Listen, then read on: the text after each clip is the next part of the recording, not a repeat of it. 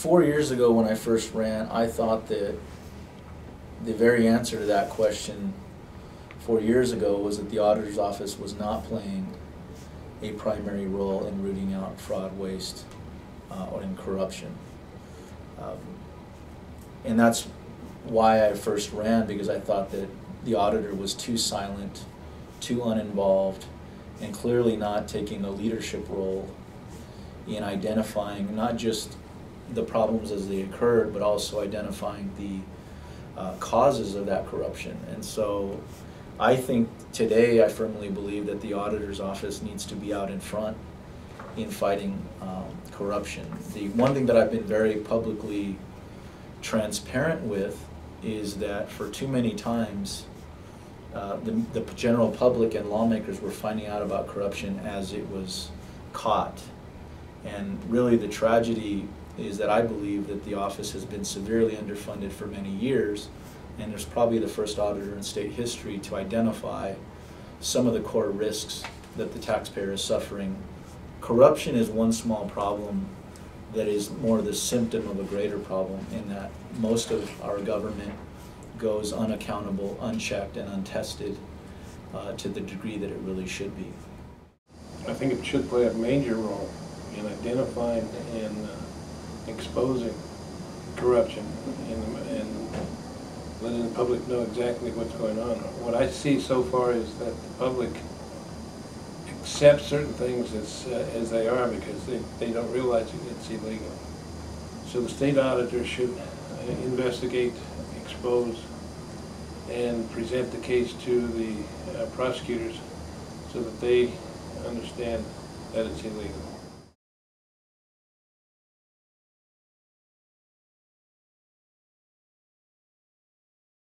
Well, in my situation, being an investigator will help.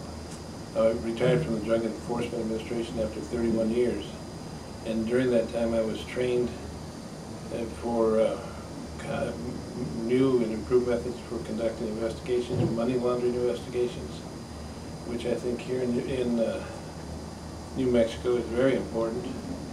I also attended the National War College to think in a strategic way, and that school teaches all the students to think about national security and think about ways of preparing plans and executing plans. And the War College is principally for the military, but it does offer training for federal employees. Well, I think the state auditor has to wear or have a substantial and diverse credential set to be the leader of the Office of the State Auditor. I think that having an understanding of accounting process and procedure is very important, but I also think having a strong understanding of legal processes, governance systems, budgeting is essential as well. And then I think thirdly, you have to have a strong background or strong experience level in being a strong leader, which means we have a primary oversight function, and which means that we oversee every government in New Mexico possibly. So you have to have an understanding of school systems, public education, law enforcement systems, state agency, local government, and they're all very different. So what experience do I have? I'm a former prosecutor. I ran a small law practice and was an associate at a larger law firm, and I was a very aggressive lawmaker for 2 years and introduced various pieces of legislation that I think impacts government today. And I've been aggressive for 3.5 years at balancing our budget at the Office of the State Auditor, changing some of the legal constructs that office engages in now. Has been very successful at pushing a legislative package to change the conversation and properly frame our role. So that's kind of my background.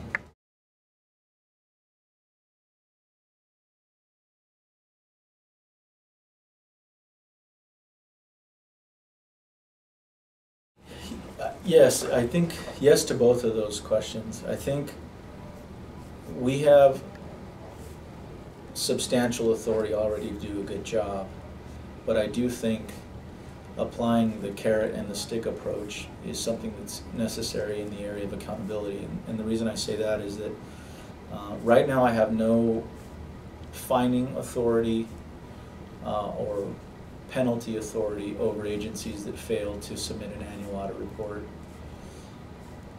And I've created what you would consider a carrot approach, which is separating out good governments from bad governments, putting them on notice in front of their oversight boards like the legislature, and I say, okay, District A, you're behind, I'm going to let the Attorney General, and I'm going to let the Legislative Finance Committee know, and I'm going to let members of the media know, and you'll get a scorecard.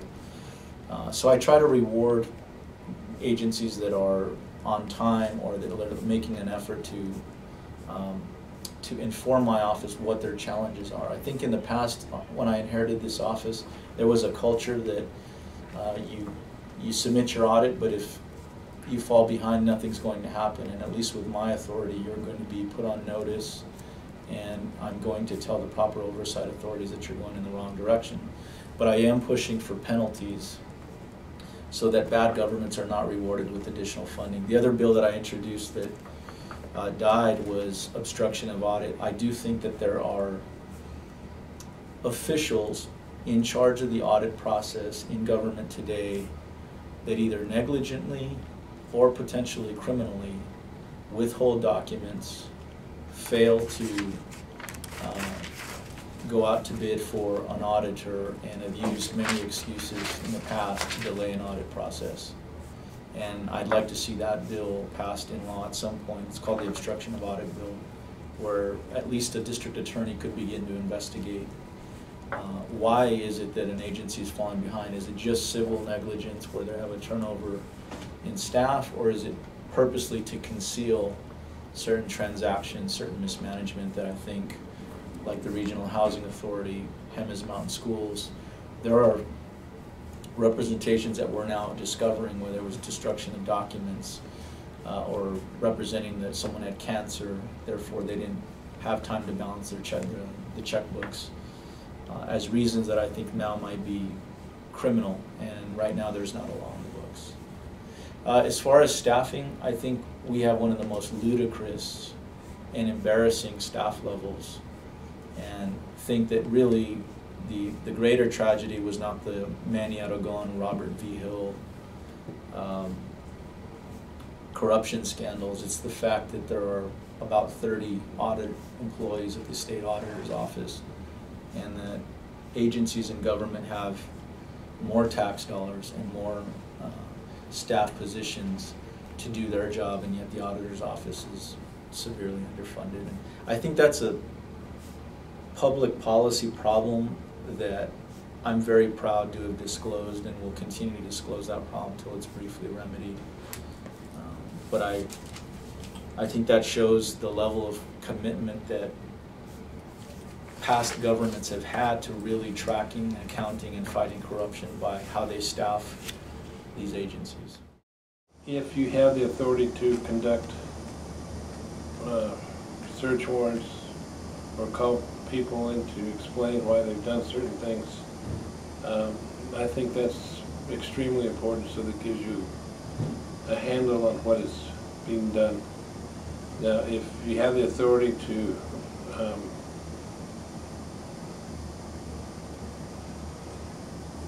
reduce their budget or